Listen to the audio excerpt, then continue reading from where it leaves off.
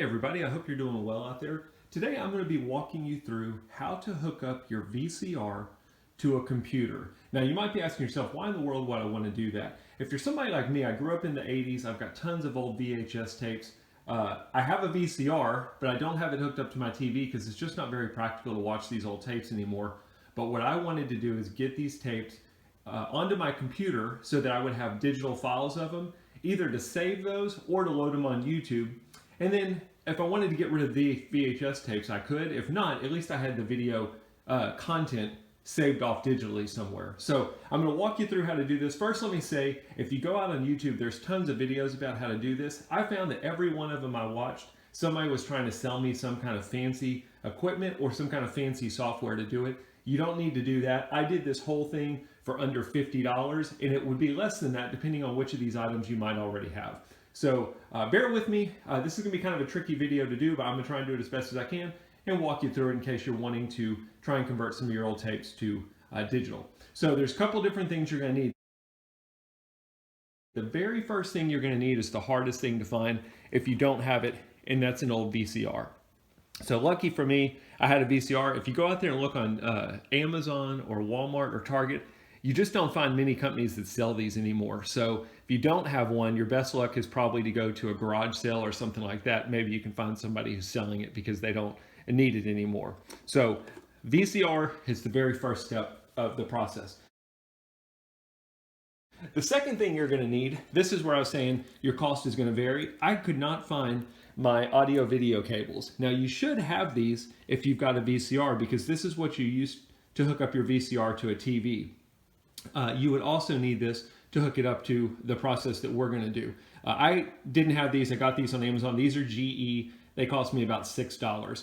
I'm going to show you some different items in this video. I'm going to put links to all the items in the video in case you want to buy them. But you don't have to. Just like these audio video cables, I bought them on Amazon. You can go to Walmart. You can go anywhere and find these on your own. So just like before, the audio video cables are going to plug into your VCR.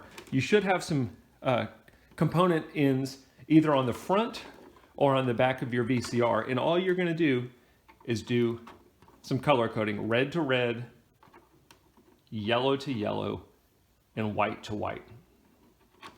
I'll say this, I had some that were, I think, green, blue, and some other color. You got to have the yellow, white, and red, or at least in my case, I couldn't get the other ones to work. So I did some research. They said you got to have these. That's what I bought. Sure enough, it worked fine. So first thing is VCR audio video cables. Okay. The next thing you're going to need is you're going to have to buy this little gadget. So this is called an RCMA to HDMI converter. Now I paid $13.59 for it. If you look on Amazon, there's tons of different ones. There's some that are cheaper. I went with this one because it had the most reviews and the most positive reviews. All this is a little bitty converter box. You'll notice we've got the same colors as we have on the VCR. The only thing you really have on here is you have a switch on the back, or on the side I should say, that says 720p or 1080p, and you're just going to move this switch depending on what quality you're looking to record to. You also get a power cord. You do have to plug this into a power source. It can be your computer, or if you've got a USB head, you can plug it into an electrical outlet as well. So what we're going to do is we're going to take the power source, we're going to plug it into this, then we're going to take the other end of our audio video cables and we're going to do the same thing as we did on the VCR. Red to red, white to white, yellow to yellow. Okay, so hopefully you're with me so far. You'll notice that the other thing that's on this is an HDMI import. So this is the other thing you'll need. If you don't have it, you'll need an HDMI cord. A lot of people have HDMI cords these days because everything pretty much runs on HDMI. If you don't, again, Amazon, Walmart, Target, you can get an HDMI cord for $5 to $10. Some are more expensive depending on how fancy you get. I usually just get the cheap ones. They work fine for me. We are going to plug in one end of the HDMI cord into this box. We've got this open end. The next thing you're going to need, now this is where I messed up. I just thought, oh, okay, I bet I can plug this into my computer and it'll work. Well, I plugged it into my computer and I could never get the VCR to display in my computer program. What you need is you need a video capture card. Again, I got this on Amazon. I paid $18.99 for it. There might be some other ones out there. I'm going to put a link to this one in there. First, let me say all of these items I bought with my own money. I don't get paid anything for doing these videos. So I'm just showing you the items that worked for me. You can try whichever ones you want. They give you a little extension piece here. I didn't need that. All this is a little converter. One end of it is HDMI. One end of it is USB. We're going to take the open end of our HDMI cord. We're going to plug it into this converter. So at this point, we've got everything we need. We've got the VCR. We've got the component cables plugged into the VCR. We've got the other end of them plugged into this converter box. Again, we're going to power this converter box by plugging it in. We've got an HDMI cord running from the converter box to this video capture card. And then we've got an open USB in here. We're also going to power the VCR, obviously. And then we are going to plug this in to our computer. Now, this is the point of the video that when you plug it into the computer, you have to have a software that's able to view the input that you're putting in. So I'm not real big on recommending softwares, but the one that you need for this is an industry standard software. It's called OBS Studio. It's totally free. There's no spyware. There's no subscriptions, nothing like that. It's the one, if you happen to watch, or in my case, the way I learned about it is I've got kids that play video games. If you go out on YouTube and you watch any of these kids streaming their video games, that's the software that most of them use. It's called OBS Studio. I'm going to go on my computer and I'm going to open up OBS Studio because it is a little bit tricky as far as the initial setup so that you can see your VCR. We'll look at that. So I hope you're going to be able to see my computer screen okay and hear me all right. On the computer screen, I've got a notepad of just all the previous steps that we looked at. At this point, I've powered my VCR by plugging it into a wall outlet, and I've plugged everything else in, which is basically the white converter box, the RCA to HDMI converter box that we saw in my previous steps, as well as the video capture card, which is USB. I should mention that I said earlier that I didn't use the extension piece that came with the video capture card. The one thing that that does do for you is it gives you more room on your computer if you need to plug in a separate USB item. The video capture card is pretty thick, which is fine. I don't need it, but the extension piece basically makes it to where when you plug it in, it's a little bit thinner. Maybe I can show a screenshot of the item that I'm talking about. Don't mean to confuse you here.